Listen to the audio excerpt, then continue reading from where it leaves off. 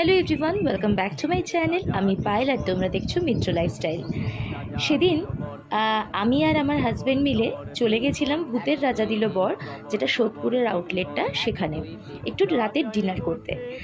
ঢুকেই তো খুব সুন্দর অ্যাম্বিয়েন্স, একদম ভূতের রাজা দিল বর মানে একদম সেই গোপিকাইন বাঘাবাইন, সেই যে ছোটোবেলার যে একদম ওই ব্যাপারটা একদম ফিল করতে পারছিলাম। তো যাওয়ার সাথে সাথেই ওনারা আমাদেরকে একটা খুব সুন্দর জায়গা দিলেন বসার জন্য, যেটা দেখে তোমরা বুঝতে পারছো কতটাই সুন্দর। প্রথমে তো মেনু কার্ডটা দেখলাম, প্রচুর মেনু এবং প্রত্যেকটা মেনু খুব সুন্দর সুন্দর ইনোভেটিভ নাম। প্রথমে আমরা অর্ডার দিলাম গন্ধরাজ ঘোল, সেটা তো চলে এলো। তারপর ওনাদের হাতে হাতে তালি দিয়ে এই খাবারগুলো যেগুলো আমরা অর্ডার করেছিলাম সেইগুলো চলে দিল। এ এক অনবদ্য ব্যবস্থা। প্রথমেই ছিল রাজবাড়ির কষা মাংস, সাদা ভাত, গন্ধরাজ ভেটকি পাতুরি আর তেল চিংড়ি আমরা অর্ডার করেছিলাম। এটাই আমাদের জন্য এনাফ ছিল, কারণ সাফিসিয়েন্ট কোয়ান্টিটি ছিল, আর আমরা দুজনে মিলে এত বেশি খেতেও পারি না। তো এটা আমাদের জন্য একদম এনাফ ছিল। প্রথমেই তো কলা পাতায় ভেটকি পাতুরি, যেটা আমার বরের খুব পছন্দের একটা আইটেম, তো সেটাও তো ও খুলছে, দেখো নিশ্চয়ই তোমাদের দেখেও খেতে ইচ্ছা করছে। আর তোমরাও কারা কারা ভূতের রাজা দিল বরে গিয়ে এই আইটেমগুলো খেয়েছো আমায় কমেন্ট করে জানিও তো।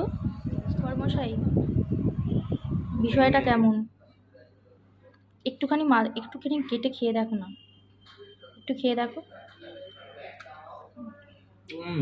ইয়ামি, ও বর ইয়ামি বলে দিয়েছে মানে ইয়ামি।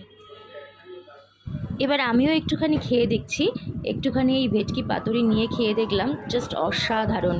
একদম সর্ষের যে ঝাঁঝটা জাস্ট গলায় গিয়ে একদম হিট করছে, খুবই সুন্দর, খুব ব্যালেন্স একদম। তারপরে হচ্ছে এই চিংড়ি, তেল চিংড়ি, যেটা খেতে খুবই সুস্বাদু ছিল, কিন্তু ঝাল ছিল একদম অসামান্য।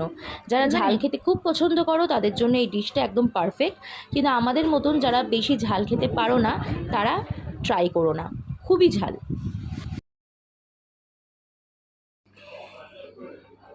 একটু তেলটাকে এখান থেকে এরকমভাবে নিলাম, একটু ভাত দিয়ে মাখিয়ে খেয়ে দেখি।